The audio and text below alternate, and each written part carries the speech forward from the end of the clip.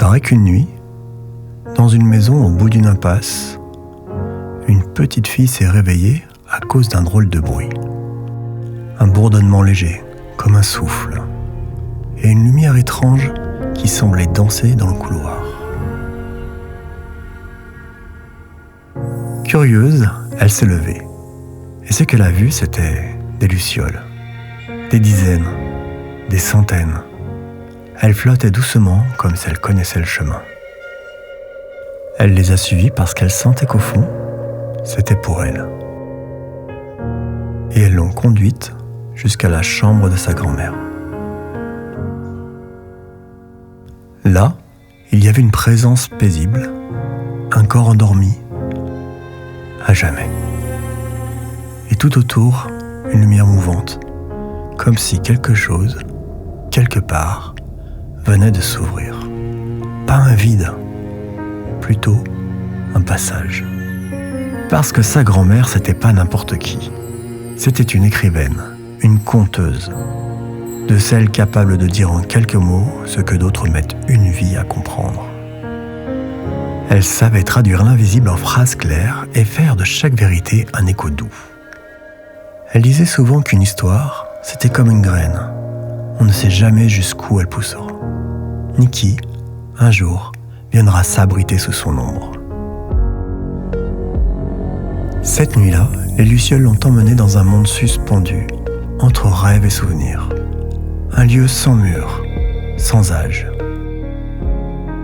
Et à chaque luciole qu'elle effleurait, une scène apparaissait. Un conte chuchoté à un enfant dans un hamac. Une salle entière qui retient son souffle sur une simple phrase. Des mots qui font sourire une vieille femme les larmes aux yeux. Une main qui écrit dans le silence. Ou un mot à peine prononcé qui plonge chacun dans la profondeur de son âme. Mais ces souvenirs s'effaçaient doucement, comme si les pages d'un livre se refermaient toutes seules, l'une après l'autre. Elle a voulu les garder, toutes, mais elle a compris. On ne peut pas, on ne doit pas. Alors elle a choisi, juste une dernière luciole, fragile mais persistante. Et dans sa lumière, une phrase, une petite phrase, soufflée jadis par sa grand-mère entre deux silences. Tu n'as pas besoin de tout retenir, il suffit de savoir comment raconter.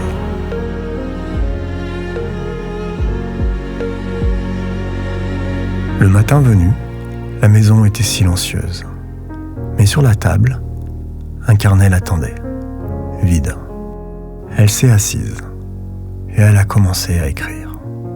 Ce que j'ai vu cette nuit-là, personne ne pourra le prouver. Il n'y a pas de photo, pas de témoin, juste un carnet et une histoire qui commence à la première page. On croit que les histoires disparaissent avec ceux qui les portaient. Mais parfois, c'est là qu'elles naissent vraiment. Ce n'est peut-être pas arrivé, mais c'est vrai quand même.